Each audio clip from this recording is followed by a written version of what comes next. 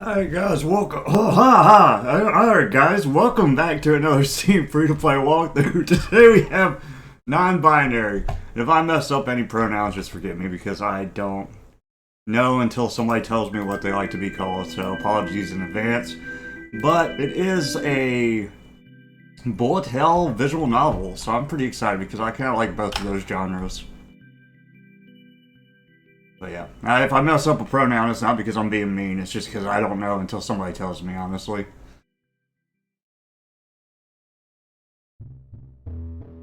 How do I play? Oh, okay, sure. An Endless Street. Translated by Mickey. That reminds me of that one song. The, hey Mickey, you're so fine, you blow my mind. Hey Mickey. Mom and the car rock you on the ride home. Luca, you're barely born and you've already got a sly face. Dad is on a roll. Hey, it's Dad. Mom's laugh shakes you from your slumber. I was about to say... Oh my god, my head's all stuffed up. Outside the window, your little eyes see a blurry world of lights and contours, silhouettes and glows. Everything is new, beautiful. You feel like you could be anything. You make a noise. You want to share your joy, but the voices are loud and ignore you. Do you think he'll want to learn the business? Dad turns right. Mom looks at you. Mom. Dad, he dad. Mine or yours? Mine, God, I don't want to see a beautician, son. Oh, well this seems like it's focusing on all of the genders. Mama brings you out of the car. You regurgitate. After 3 days of life, it's not like you can do much more. You go from Mom's arms to Grandma... This is hard to do while you're reading. Oh, I'm an idiot. Arms to Grandma's aunts and uncles running around you. Blue, uncle's son, dad, he dad. Mom, grandma, aunts, beautician, mom. Your bedroom is already full. A little bed with blue blankets, blue curtains, and blue walls. Blue, the closet, the carpet, the pajamas they put on you. Pink, your cheeks as they comment on your willy. Oh, Jesus. On a shelf, an array. How are you gonna be embarrassed about your willy? At that age, I guess. On shelf, an array of stuffed animals, a car, a fireman, and a teddy bear, a bulldog, and a soccer ball. Your brother puts the ball in your hands, laughing. These are goalie hands, look at that hook! He's happy. You just wanted something to hold on to. These people say too much and your head spins. Grandma asks your brother if he wants to hold you. He says he's afraid of breaking you. Look, with a baby in your arms, all the little girls will fall for you. Goals, grandma, mom, grandma, aunt, beautician, mom. Brother, hee, go.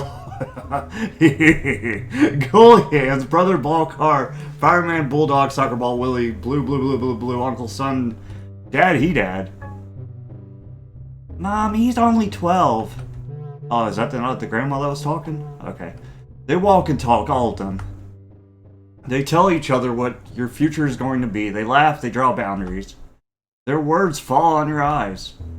Outside, along the road, you see less and less variety. Shapes and colors fade until all that remains is an expanse of blue squares and pink triangles. Blue squares, he, brother, he, goalie hands, brother, ball, car, fireman, bulldog, soccer ball, Willie, blue, uncle, son, daddy, dad. Pink triangles, mom, girls, grandma, aunts, beautician, mom. Everything looks the same. You cry. Wham! Childhood, summer, a park. Oh dang, it's hard in my room. Because you're a boy. The tone of someone saying the obvious. So what? It's so you can't do Ariel because she's a princess. We need a prince. That's what all... Wait, that was I can't keep up with it. That's all you're here for. If it doesn't tell me who's talking, I can't keep it up. Oh, it's a random girl. Marka has her arms wrapped around her chest and is looking at you like you are the stupidest thing in the world. Marka, her, Ariel, she, princess. Pink triangles, mom, girl, grandma, mom, grandma, aunts, beautician, mom. Prince, boy, blue squares, all the rest of it. The other girls are bored. Okay, we're hanging out with all the girls now. Laura keeps huffing. Elisa throws rocks at lizards. That's mean. The sun is warm and the park is filled with festive shouts. We always do what you want. I'm the oldest, so I decide, and therefore you're the prince. Marika walks with her braids dancing, away with her braids dancing. They start chatting, planning. Every now and then they ask you a few questions, but you really don't feel like answering them now. You look at your backpack with the new manga of Rama Half. I like Rama Half, that's a good one. And you think, because he flip-flops. And you think you were so happy to just sit and read in the sun. If you don't know, Rama Half is an anime about a martial artist and his dad go to like a spring and he falls into the spring of the drowning girl, which makes it where if he gets hit by hot water, he turns into a girl. If he gets hit by cold water, he turns into a boy. While his dad falls into the spring of the drowning panda. So it's the same thing, but he becomes a panda.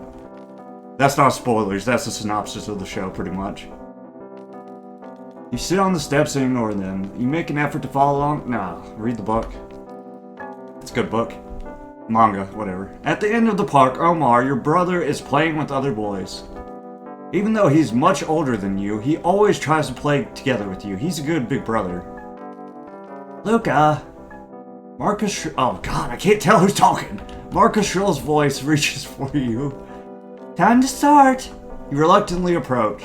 So Laura's my little sister. Elise says you're our mom, but she got sick and we need the potion, so... Oh, it's that girl again. So Laura's my little sister. Elise says our mom, but she got sick and we need the potion. But it's under the dragon's belly and we need a hero and we're calling... And who does the dragon? Elise interrupts Marka. Her braids shake in annoyance. That Hedge is the dragon. Never! The Bush's mom! She won't move if she's sick anyway, and I'm the dragon! I don't know who that was. The two start fighting, you decide it's time to do something. Charge! You run at the dragon that is probably mom when you notice it. Unique fire red on the outside and yellow on the inside. Beautiful, gigantic. Marky yells something at you. You smell the flower, because flowers are nice. You smell the flower and it's like the best thing in the universe. Better even than Grandma's pies. Someone ripped all the others out. Elisa's at your side. She's right. There are buds everywhere in the grass. It's not fair. It's not fair. It's so strange and beautiful. She sniffs it. You turn around. Marka's leaving. Laura's chasing her. Next time, I'll do the prince. Elisa's voice is resolute. And Marka's the dragon. And then comes the ball. Precisely, it slips between the two of you. It hits the flower. Oh no, it killed the flower. Then it falls to the ground and takes all the petals with it. Elisa turns around and yells, you jerk. Then I'm losing my voice. And runs at someone, leaving you there. You bend down to pick up the petals. Look at her, the little sissy Lulu. Laughter. You get up behind a few children. They're only slightly older, occasionally picking on you during school, breaks at school, bullying everyone. Violence is never the answer. You answer back, but you stammer out. Did you escape from the zoo? A clot of dirt lands on your head. I didn't say talk crap, that's not what I said. You wipe your answers with your back of your hand and don't see who's throwing you down on the grass, crushing you with their weight. You try to kick, you hit something, a little cry gives you satisfaction. Stop it! You reach out your hands, so what you find, scratching, biting. All womanly things, according to your brother, men need to know how to fight. Uh-oh. Not saying that. F-word! You gasp. The boy sketches a pretend punch on your nose. You try to give him a real one. Lorenzo, the boy who is straddling you, starts to fly. The surprise takes away even the desire to get up. Quick steps, a few screams, and then a hand that reaches out. Your brother's. You grab it. He lifts you up, hands you some water, wipes your face. Nothing serious, he tells you, smiling. You sit down on the steps, retrieving 2 half-crushed snacks from your backpack. You hand him one. That's nice. What did you do this time, Lou? You tell him the story of the flower. Omar laughs, running his big hand through your hair. For a flower? F word. You got beat up for a flower? It was the last one. You know what the great thing about flowers is, Lou? They grow back, unlike you, little head. If you break it, it doesn't grow back. You keep quiet. Lou, I can't spend my whole life defending you. You know that, right? But I don't want to. But Omar looks ahead, torturing the snack paper with his hands. Why do you think they're mad at you, Lou? Because... I don't know. Because I'm different. Because I don't play with them. You're always alone with the girls or with Grandma. You're never with the boys, and that's weird. You love Grandma. I play with you. I'm your brother, it's different, and I'm older, and someday I won't be there when you need me, and that worries me. I don't want you to worry about me. Omar looks at you in the eyes, serious. You need to learn how to be in the world, little brother. Play with your mates, beat them up when they offend you, and leave the girls alone. And leave the girls alone. You'll see in a couple of years, they don't want to play with you anyways. He smiles at you. Why? Because they'll want to do girl things and boy things. What? That's the way life goes. And you'll always be my friend? Always, Lou. He rubs a knuckle on your head. But now I have to go to my girl, and another thing you'll understand someday. You'll watch and walk away. You pick up your backpack and head for home. The light is low, swallows are racing across the sky. You hum something. You realize your parents are broken. Pants are broken. Jesus. Mom is going to be pissed as hell. But then someone yells across the street. They're all there in line, the kids from earlier! Oh, hell.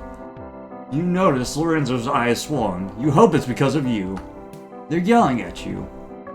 That you're a sissy, that you're not a boy. That you dropped your willy, the dog ate it, didn't it? Oh, Jesus, I hope not. That with long hair, you look like a girl. You wish Omar was with you, but you're alone. Lonely. What are you, Luca? What are you? What kind of boy are you? I don't know. Whatever kind he wants to be, I guess. Ah, intense. We're trying to figure it out. All the boys are attacking me. I like the symbolism with the colors. Trying to hit me with boy powers. Not today. I am the best bullet hell dodger. I actually got hit by something, but that was an accident.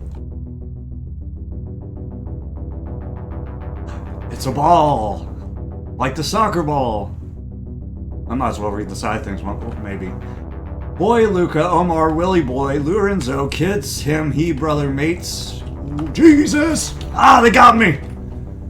Mates beat them up, Omar. Oh my god, I'm dying. I'm losing myself, I'm fading out. Oh god. Teenage autumn at Grandma's house. Okay, I can't read and do that, apparently. Grandma's house is like a pile of leaves, layers upon layers of objects. The living room is overrun with 40 years of fashion, sewing, knitting, magazines. A wave of memory hits you. Get a copy of Berta. We're here to throw this stuff away, Lulu. Omar, oh my god, I can't tell who's talking, man.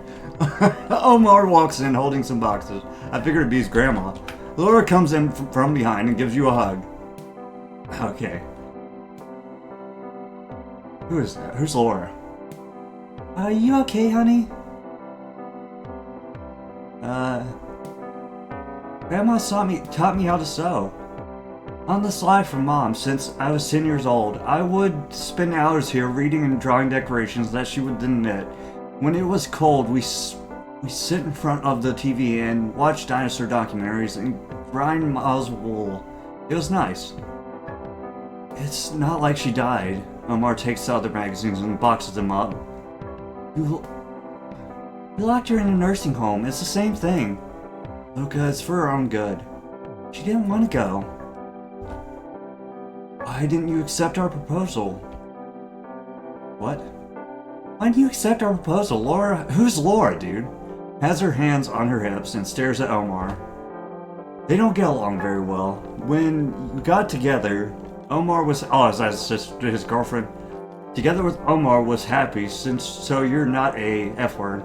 But Laura's convinced he's a bad influence on you. Two 15-year-old dykes. What? Stand behind an old crazy lady?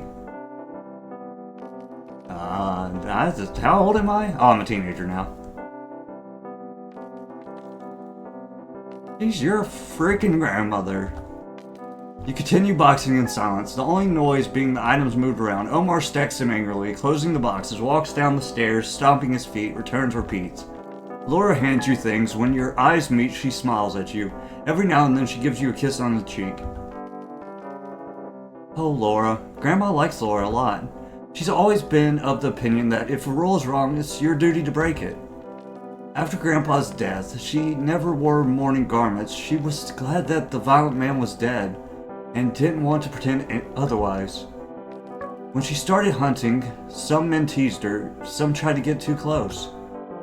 They act so big, but if you shoot them near their feet, you see how they run, and Laura's a bit like that. Oh, I can't move! What are you thinking? What?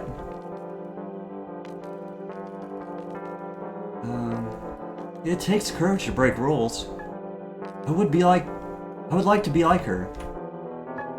You know she loves you a lot, right? You can see it in her eyes every time she looks at you. Laura smiles at you, handing you a dress. It takes you a moment to recognize it. You take a closer look at the pattern. Hibiscus flowers. Is that the red flower? The long dress she made you 2 years ago. Is that the death flower? Is that what the hibiscus flower is? I don't remember. You fought with her about that dress. You screamed to hide your fear of how much she had seen in you. Fear of the pleasure you felt at the idea of wearing it, of standing there with her in the long summer dress, sewing and talking with the confidence that no ball would destroy you. Laura looks at you tenderly. What are you thinking about? You share that memory with her. As you speak, you feel a weight disappear that you had grown accustomed to day by day. Outside, autumn seems warm, but Laura's face turns cold. Her hand clenched in your feels like a fist. These are things of childhood. You try to say, even though you were 13 2 years ago. I'm not judging you, Lou, really. I'd just like to understand. Me too. Omar stands in the doorway. Are you gay, Lulu? Just because you're with Laura doesn't mean you're normal. No. Laura sticks up for you, though she falters. Omar, why do you always have to be such a big a-hole? I'm just saying what I think. Your brother approaches you. You know why Mom doesn't want you with Grandma? Because she's spent her time indulging your quirks. This one hurts. They're not quirks. They're certainly not normal things. Luca F-word. I love you. I really do. Omar is looking at the floor. He's never said anything like that to you. That'd be like me calling him ancestor because he said that. Stupid. We just want to see you happy. Instead, you just want to be weird.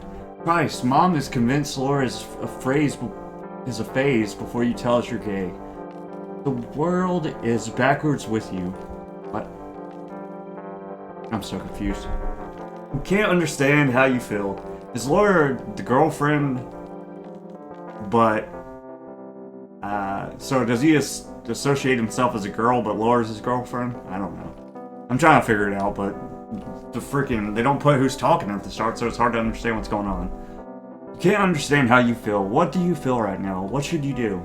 And they introduce characters that I've never seen before, like after a time skip.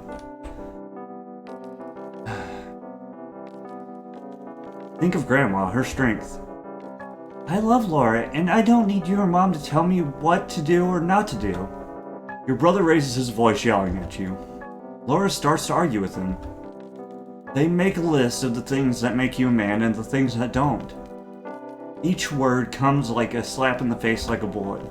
You'd like to say that's up to you, that your voice should be yours and not theirs, but what would you say now? Because you don't know how to answer the voice in your head that asks you. What are you, Luca? A boy? A girl? What are you? I'm a hell-dodging mechanic master! That's what I am. Nah, you're not hitting me this time because I'm not reading those side things. 0% chance. Uh-oh. Uh-oh. Uh-oh. Maybe a chance. That was pretty wild. Oh! Okay, it hit me. I suck. Sorry.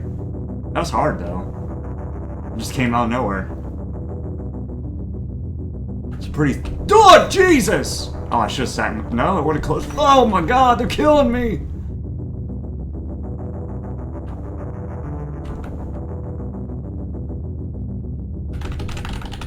Okay, I survived, I guess. Adulthood! Autumn! Home! Dang, are we gonna go through my whole lifespan? Laura repeats to you to hurry up. But that's at least 6 hours away. And that's not enough. Bring something to munch on. You rummage through your kitchen cabinets, retrieving chocolate and peanut butter. Ugh, peanut butter. Disgusting. You don't feel like going to the stupid party tonight. Did I mention that I hate Marika? You walk up the stairs without Laura answering. The only light is from the study. You continue to be amazed by the house, this life, the things you've done together. You're about to enter, but she rushes to the threshold, wraps her arms around your neck. Promise me that for once, just once, you'll say yes without question.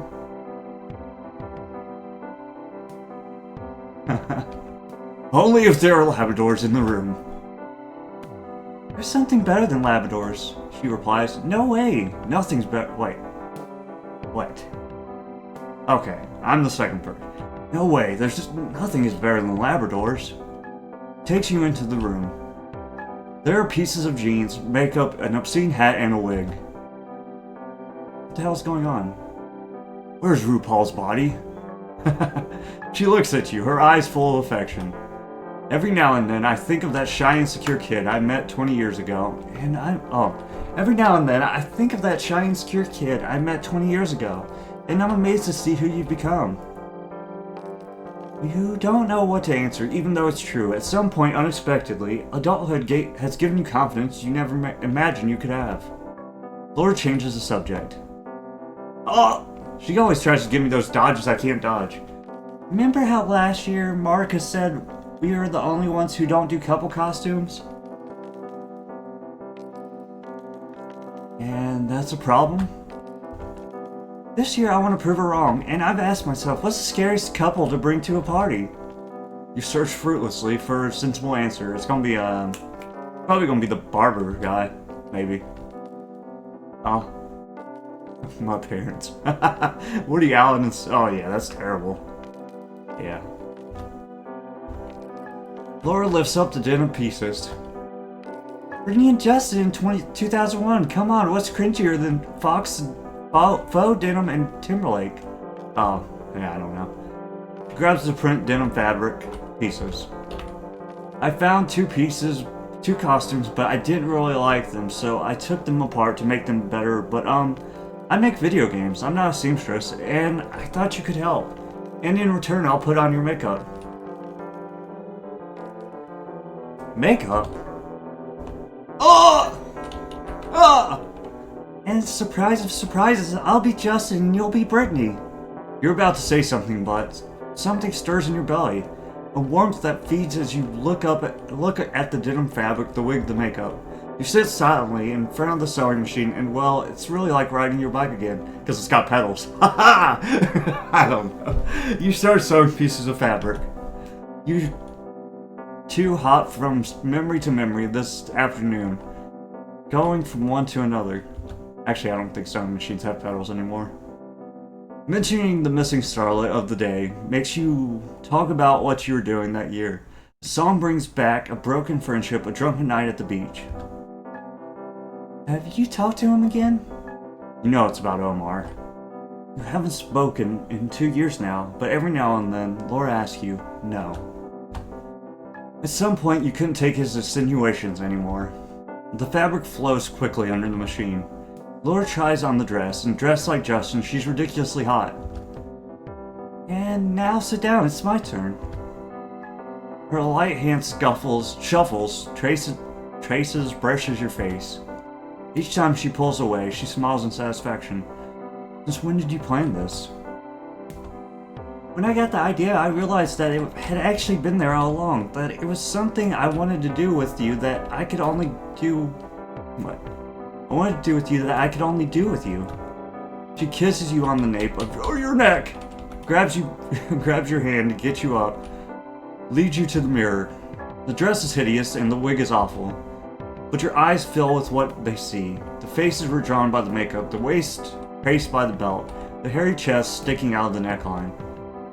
Wow, should I shave? You murmur.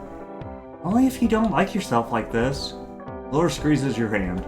You look at yourself and you like yourself this way so much. You're afraid, you're grasping for air, yet you have the certainty that for the first time you're really seeing yourself. It's as if someone has removed a... what the hell is a patina? Patina from your eyes. As if until now the body you saw in the mirror was that of another person, something you kept erasing, that you never wanted to remember. But now it's really you. You admire your huge eyes under the eyeliner, and the way your lips explode red between the hairs of your beard. How the muscles and folds of your dress enhance each other. You start to cry. Laura hugs you. Are you okay, honey? You try to find the words to tell her how you feel, but they don't come. It's like there's a gap, a piece that's missing. You smile, you stammer, and everything is good. It was just unexpected. You're out of breath. God, I'm stuffed up today. Oh, it's a struggle. You catch a glimpse of yourself in the mirror again and smile. A voice inside you screams that you suck. You try to ignore that voice, but it takes strength from everything you've been told throughout your life. Omar doesn't consider you a real man. The neighbor who jokingly calls you lesbians. Your mother who tells you that you look too much like grandma. Your father who keeps giving you tickets to the stadium. Man, I want tickets to the stadium. Come on now. Jeez, you act like that's a bad thing. The opinions, things said and unsaid. Freaking tickets to the stadium are non-binary. You can be a chick and like tickets to the stadium. The opinions, the things said and unsaid. You look in the mirror and you look like something halfway there and... what? Like something halfway there, a wrong thing. Huh. A boogeyman, an abomination. You wonder though, what am I? What are you, Luca? What the hell are you? Here we go. It's pink time, right? Oh no, it's more blue. It's an eyeball. I can't dodge that. Oh. It's a football. Now it's a soccer ball. Or a basketball. Maybe a golf ball. Or a tennis ball. Ha! Ha! Oh, Jesus! I died. Do I have to start all the way over? I hope not. Ha! What? Oh, I better not have to start all over. Oh, thank God. When you open your eyes, Laura's crouched in front of you, her eyes fixed in yours. Hey, sweetie. You rest your forehead on hers. What happened to that little head? You take a breath. But you already knew that, so what? I don't know. I've been noticing for a long time that there's something going on inside. I've been noticing for a long time that there's something going on inside you. I wonder what would happen if that thing never came out, and I don't like any of the answers, not at all. He sits down next to you. I know what I'm not, Laura. I don't feel like a man, but I don't feel like a woman either. It's like being asked to choose only between eating an apple or a pear, when my mouth is full of the taste of every berry. What? Apples are boring, jokes Laura. Not when cooked with sugar and cinnamon. I don't like apples. The metaphor is getting creepy. She kisses you. But I think I get it. And you're okay with that? At least now when the fashion neighbors calls us lesbians, I can tell her it's true. She turns away. But it's not true, is it? Oh, frick, what do I say now? But so, I'm not straight anymore? You grab her hands. We have time. Say we have all the time in the world to find these answers. We don't have to do it tonight, do we? She relaxes, smiling.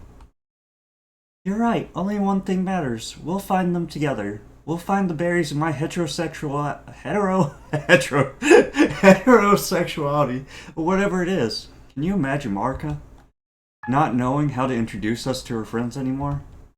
Thinking of Marika, do you feel like going to that party? You look in the mirror. The crying and the tension have messed up your wig and makeup. You feel pretty... He had like this all-encompassing like life moment, and he's worried about the hair and makeup. That's funny. You feel pretty like never before in your entire life. You like the person you see in the mirror. Well, that's good. You love them. But the idea of having your friends see you like this scares you. You nod your head. Flora smiles at you.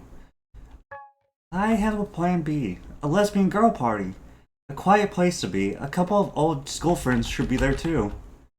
A little fear remains. But you feel you've stayed hidden too long. You feel like coming out showing yourself. You take a quick look in the mirror. What? What is it? What are these options? Oh, I get to be a collard. Oh, hell yeah. It is. Oh, look at this thing. Ah. Unlimited power. I'm an amorphous blob. Tornado! That's really pretty, actually. That's me. Ultimate power. Max. Fight me, heathens. Is this gonna hurt me? Is this a friend or foe? Oh, it doesn't hurt me. Oh, oh. Oh, ha. Oh god, they're killing me! Oh my god, they're everywhere. I thought I was good at bullet hell games. I guess I'm not. Hide behind the other things. Show me the way! Man, I am a tornado. That's so sick, actually. I can't move. Getting hit by all of the balls. Live the other half of the story. What does that mean? Oh, it's Laura?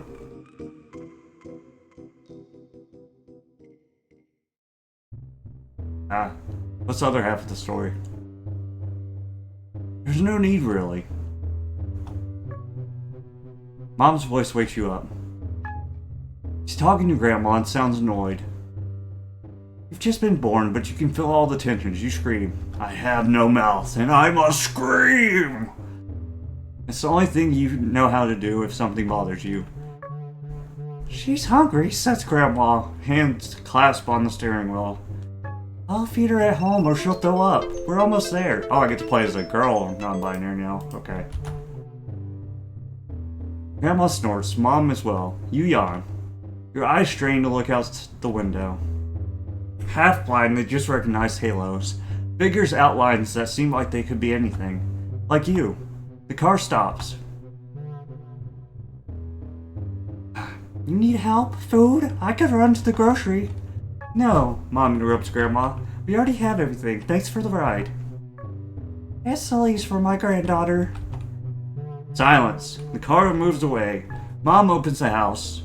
The smell is stale and of rotten food. Jesus. Welcome, Elisa. She smiles and shows you the two-room apartment. Is Elisa the one from that, when they were playing that one night? You suck your finger. I know it's small, but it's just us, honey. The two women against the world. Ha ha ha. Okay, 1.5 for now, but here. She shows you a corner of the room. It's your crib. Here are the stuffed animals, and look at the carousel. And spins a bunch of pink tangy animals. You try to grab one. Mom smiles and pulls you away, and you protest with your little fist. Are you hungry? She asks and slumps down on the couch. She brings you to her breast. You know what? You're going to be the best in school, so you're going to make me proud. I'll get you a lot of floral dresses because when I was little, I wanted them too. Girls always like floral dresses. That's a hard word for me. She switches positions with you. And then you're going to be a doctor. Yes, you have doctor hands. Maybe obstetrics? So you'll make a lot of other moms happy. Although I'll be the one for you always. The sleep grabs you. And maybe when you get married to a nice man, you'll let me live with you. So I can help with the grandkids, and you can keep working. And if I'm still beautiful... But you're already asleep. In the dream you see the road from before, the journey you took, but there are no more colors and shapes and all the possible things. There are only blue squares, man they call me, pink triangles, and huge hands crushing and tearing at you, trying to shape you.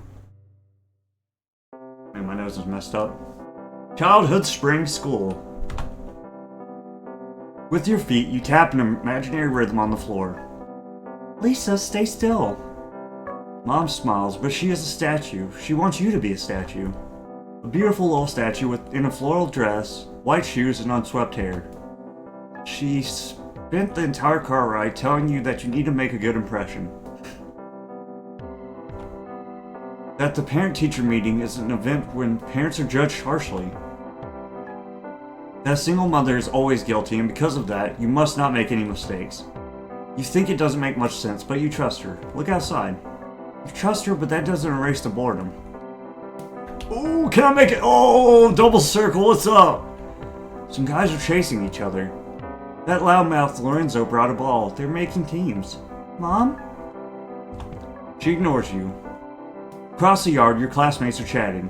You recognize Laura, Marika, Chloe, and an older girl, Emma. Oh, was I Emma? Is that who I was? Only you have to sit down. Only you have to sit. Can I go to the bathroom? You were in there 2 seconds ago, honey. She sighs and takes your hands. Mommy's scent is so strong it gives you a headache. If you're good, then I'll get you some ice cream, okay? I love ice cream. He hands you a Roald Dahl's book, which you unwillingly flip through. Oh! Someone yells from outside. Sister Adolorada's big voice drowns out the shouts of your classmates. They make promises, broken the moment the window is closed.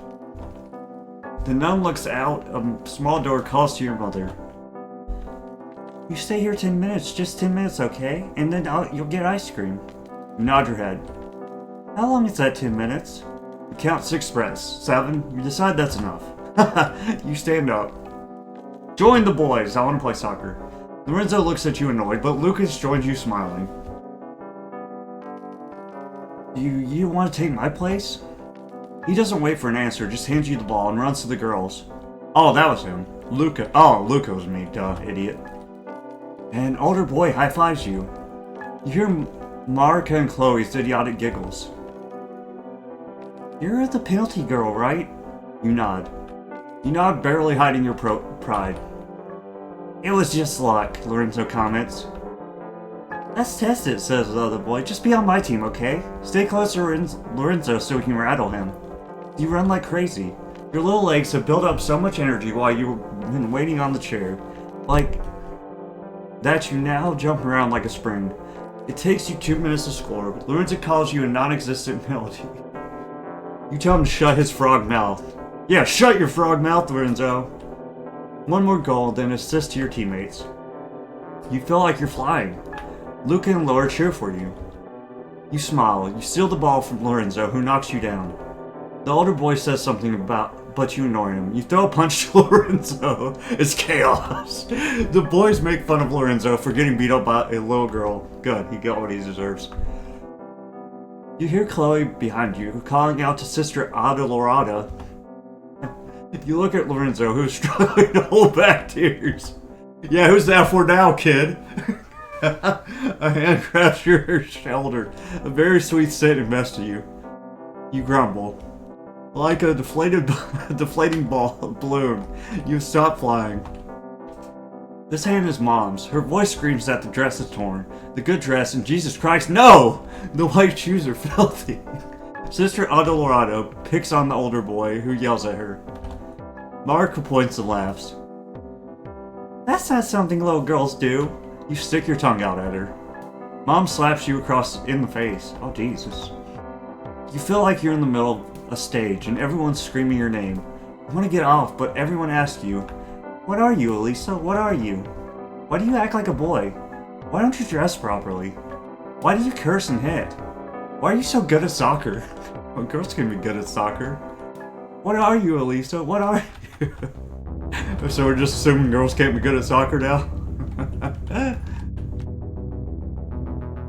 It's not like she's an adult and just be like the world team in soccer or something like that. Oh, Jesus.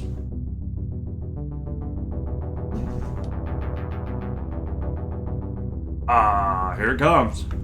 The Pentagon of Power!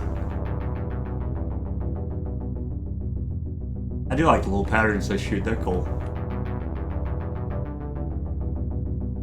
I will say one thing about this game is that what I'm picking up is that the story assumes that certain things are boys or girl things. Like soccer is non-binary. So I don't know why everybody's acting like girls can't be good at soccer in this. Maybe it's like in a past time. Way back in the past. Teenage winter school. From downstairs, only a few laughs. That's like, what was that? I was watching Smile Down the Runway, and like half the dudes at the anime are dressmakers, so sewing's not naturally just a girl thing, either. There is a strange silence. No one is sleepy, yet the chatting seems to be over. We did it. We did it! Sitting on the desk, you pass a cigarette to Chloe, with a strange smile. Outside the city sleeps a square... Sleeps. Outside the city steps? Sleeps? The square is empty. Tomorrow morning, it will be filled with police trucks, professors, some rich guy, maybe a couple of bored journalists. For now, though, the plaza. So much for 3 freaking dykes, right? Emma tries hard to stay calm, but she's shaking. I'm proud of you, Bunny. And it's true, because in spite of your anxieties and fears, Emma's super Sailor Moon super fan. Oh, I like Sailor Moon. I thought that was like one of the first animes I watched when I was a kid. Bunny never gave you up, not even when half the student council insulted all of you in front of everyone. Sailor Moon, Tenchi Muyo, Dragon Ball Z. They all came on Toonami. 3 freaking dykes. Yet, you got the okay. Found over 30 willing female students, and the squatting began. The squatting? What's the squatting? You think Marika could really use all of this? Chloe hands the cigarette back to you. At least she'll know she's not... Oh, at least she'll know she's not alone. Ah! There's nothing more we can do, I'm afraid. Emma looks out the window. Out of the window. Mark is suspended after reporting that abuser of the principal. And no one willing to do anything about it. And then tomorrow Lorenzo will be in deep poo-poo. I wonder if His Majesty, as well as Eternal School Representative Lorenzo Crapface Guagliotti, will do something useful. Nah, he'll say something about the laws to be respected, and the need to cooperate with the teachers. Chloe clings to your arm. With this law abiding, we get beaten up. You can shove it up his butt. Straight up the butt. Chloe stares at you smiling, proud and in love. Emma reads something in her gaze. She never asks you anything, but she knows. I'll go downstairs with Laura and the other girls, try to get some sleep. You hug her. I love you, Bunny. As the door closes, Chloe kisses you. Oh. How are you so cool? I feed off Lorenzo's anger. She gives you another kiss. I was hoping it was a little bit about me. What will your mother say? She asks you by laying out a small sleeping bag, so small that you wonder how your body will fit in there. You put your hands on your hips and imitate your mom. Why me, young lady? Because I didn't raise you on my own to see you become a hooligan. I worked 2 jobs and one of them is to pay for your damages, god darn it. You joke about it, but you would like her to understand that you do these things for her too, so that stories like hers or Marika's don't happen again. But she would only want you to study and volunteer at church. Later on, marry a good engineer husband, 2 children, an apartment below hers. You imagine her alone at home, worried, and your heart breaks. I meant about us. Chloe's voice grew low. You get off the desk. What answer is I haven't told her anything yet. But that won't be a problem for her, will it? She even saw the pictures from last Pride. And it didn't go so well. I'm just not sure. Of us? Of me. Chloe looks at you, stopping halfway while undressing. Oh, she get naked. The light highlights an old scar on her arm and her hurt look. You know there's something you need to understand, but the words go away when you try to grab that thing and talk about it. I love you. I love you, that's all I know. Chloe lays back in silence. But that's not enough for you? God, my nose! Oh! You lie down next to her. You look at the filthy ceiling. Shoe marks, cobwebs, chewing gum, traces of grease, and exposed beam from which dust falls. I just don't get it. Chloe's voice cuts through the silence of the room. There's always come a time when you put up a barrier and keep me out. I don't want to bullcrap you. I'm just keeping you out of what I don't understand about me, so I don't need to bullcrap you. I need time, Chloe. And is this a shield against me? She lifts your binder a little bit. After a full day, it's a torture. Your back is in pieces, but you don't want to take it off. I'm confused. Why is my back in pieces? Binder. Her fingers get underneath. You feel like you're dying. Excuse me. You lift your hand. Uh-oh! Oh, the bra. It's a bra. She said bra in a weird way. She gets up, goes to the window. You hate it when she tries to make you feel guilty. Hate that she always succeeds. This again. You're not a man, Elisa. I would know. They give me like hives if I touch them. Your strength is that of a woman. Your moans. Not for you to decide what I am. Comes out harder than you'd like. You blame it on fatigue, but you also know that's because your nose and you can't breathe right now. That you can't take it anymore. That it all hurts you. She keeps telling you she loves you, but then she always seems to want something you're not. You're right, but this is hard for me too. Chloe's body returns next to yours. She hugs you, but you feel like she's light years away from you. You hold her. There comes this idea, this thought that becomes a certainty. If it ends with her, no one will ever love you again. There's a choice you have to make, or things you need to learn to reconsider, to ignore. Maybe they're not that important, right? When she starts snoring, you're still there, eyes wide open and brain locked on one question only. Am I a girl? I don't know. I guess so. Be whatever you want to be. D! For D's nuts! Ah!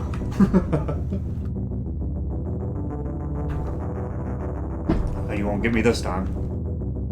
Ha ha ha! Scaling triangle? You have nothing on this. Oh!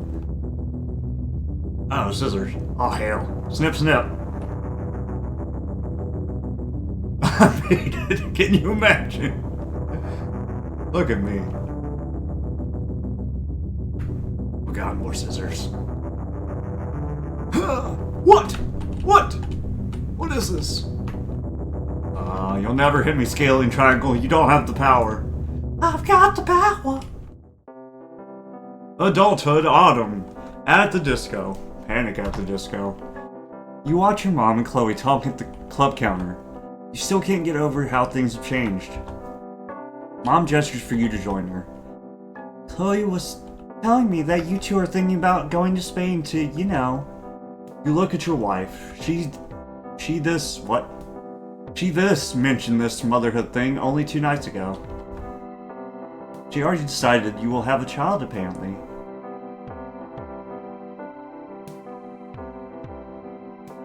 It's just an idea for now. I can't wait to be a grandmother. Your mother is beaming. She looks around. Maybe it's time for me to go now, but I've been happy to help you girls out. He gives you a hug and walks out of the club. Why didn't you wear the costume I got you? Chloe looks annoyed at your loose sweatshirt. I didn't make it in time. The preparations and all.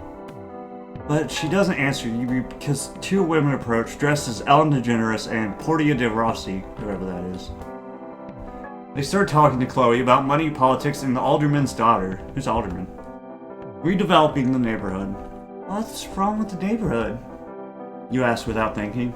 Chloe elbows you and whispers, Be nice, they're the ones funding us. You smile at them. You smile to the 2 women who are talking, looking at you. You girls did a really great job. Congratulations, says the fake Portia. Maybe the title is a little prosaic, comments the fake Ellen. Chloe laughingly defends the name of the party with it because obviously Halloween without men was her choice, like 90% of the nice stuff. It's funny that she's Ellen DeGeneres for Halloween because I hear she treats her employees like a monster. I don't know, that's probably speculation. I just thought it was funny. Are you okay? Oh, are you okay? I'm gonna interrupt your thoughts. I hate these people. Emma slips her arm under yours. She's dressed like she just got out of the shower with the giant scarf towel over her hair. Can I talk to you? You cast a glance at Chloe, who is caught up in revering the couple. The impromptu disco is already full of hundreds of women jiggling and dancing and chatting. Sounds like a nice party. Several of them have 3 freaking dyke pins. Chloe will be happy with all these new members. You notice that Emma isn't wearing hers. She drags you out of the back of the club. Catches her breath, she's shuddering a little bit, but you know her well enough to know it's not because of the cold. Pass an arm around her neck. Are you okay, Bunny? I'm leaving the association. It's a cold, unexpected blow. You 3 created it. It was born from the years of squatting and marches. What is squatting?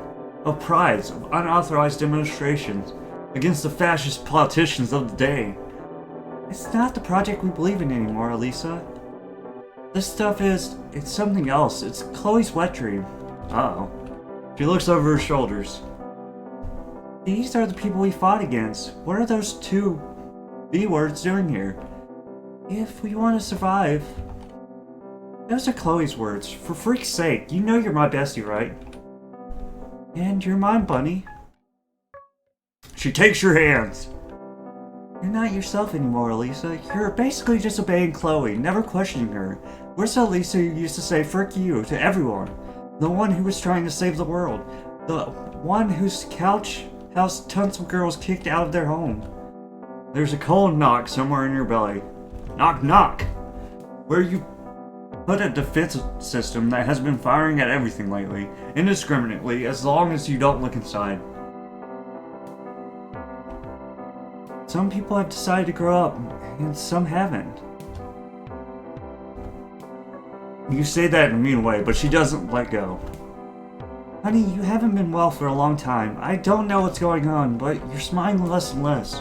And I'm worried. I want to help you, but I don't know how to do it if... You are interrupted by shouting. You take the opportunity to go inside and see what's going on. Emma's words stick with you. They are not a man. The voice falls into total silence, even the music has disappeared. Rules are rules, and is Chloe's voice shaking? You know she's pissed.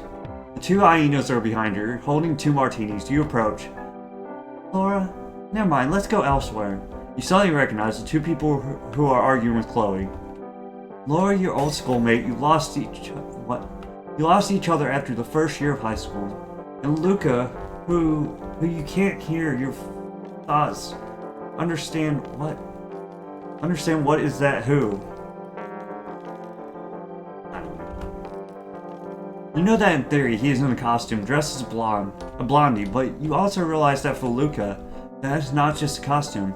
With the cold knock again in your stomach, you go towards Chloe, but Emma gets in the way. Oh, I ran into Luca because I went to... Okay. This is what must not happen. We are not this. You hear Laura say something in the tone of someone who is tired of repeating the same phrase over and over again. Oh my god.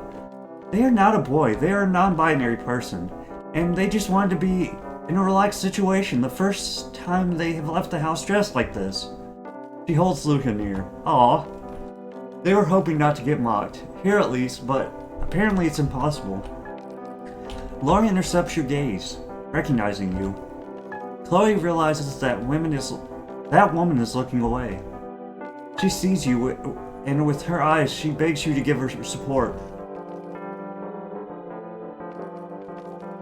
You go drinking. You smile at Laura. Greetings, pleasantries. You explain that it's a special evening, that there is no desire to discriminate against anyone. It's just that you have been asked about what you don't even know at this point. The more you talk, the more there are murmurs, people leaving the club. Lucas smiles at Laura. Let's leave, honey. It doesn't matter. Laura looks disappointed as they leave. You know those guys? Chloe asks. Apparently she didn't recognize them. Out of the corner of your eye, you see Emma walking out, chase her. But you quickly lose her in the crowd. The street is full of people, and voices and smells, but not Emma. Why are you chasing her? Chloe screams your name. You quicken your pace, leaving her behind. You betrayed the person you were, and why? I skipped one on accident. I don't think I can go back. No. I don't think it was important. While running, your breasts jump, reminding you that they exist, filling you with discomfort. Your body feels immense, exposed. The gazes of other people are ready to judge it, dissect it. To decide through its shapes what you are. All eyes are Chloe's. You lean against the wall. You're out of breath, and that sense of discomfort, of cold, is there cracking. Filling you with words and opinions, promises and veiled threats. Of Chloe wanting you to be her girlfriend, her woman, and the mother of her child. There are questions you don't want to hear because you're thinking about your mom. Your mom who took 30 years to accept that you're lesbian. And now you really want to change everything again? You want to risk losing her again? You start crying, drained. Why do you have to be for you to be happy? Why do you have to be a woman for you to be happy? I don't know.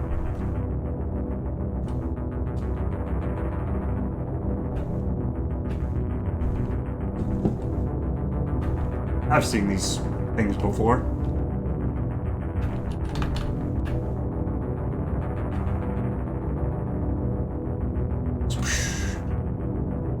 Uh-oh. Here comes the sun. Do-do-do-do. Oh, it's just an eyeball. Football. Some kind of ball. Well, the pink things were way more easy to dodge than the blue things were, that's for sure. Because they kind of point which way they're going.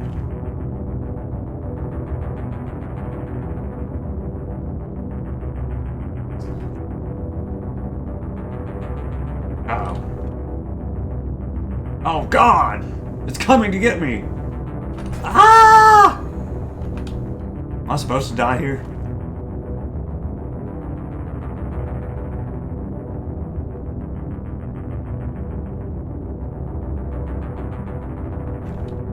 It won't stop! Ah! What the world? Okay, I think you're supposed to die here. I think it just keeps going until you die, pretty much.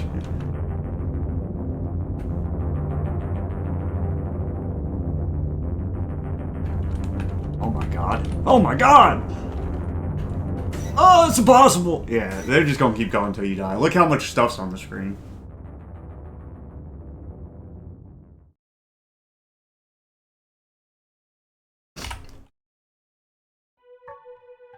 Elisa, please look at me.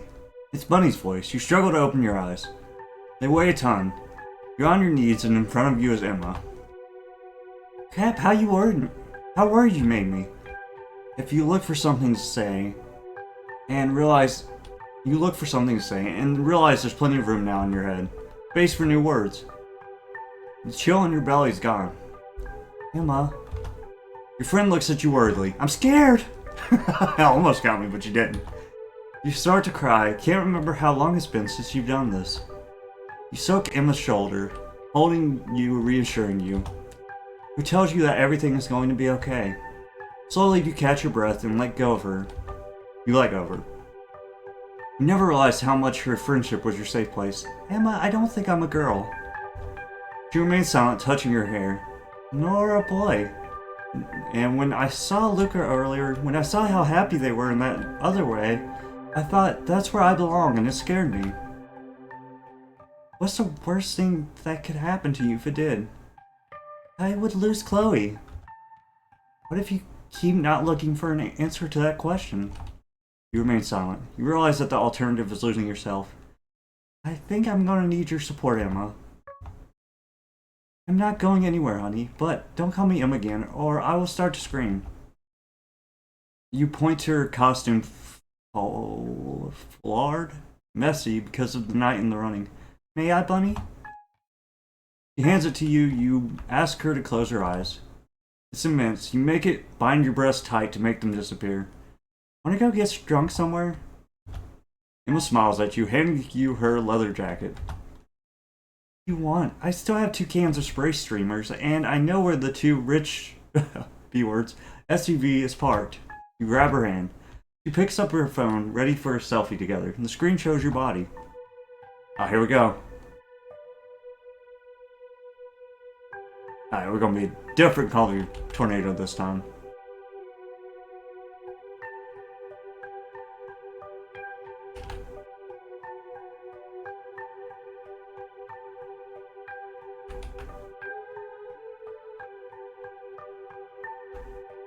Tornado!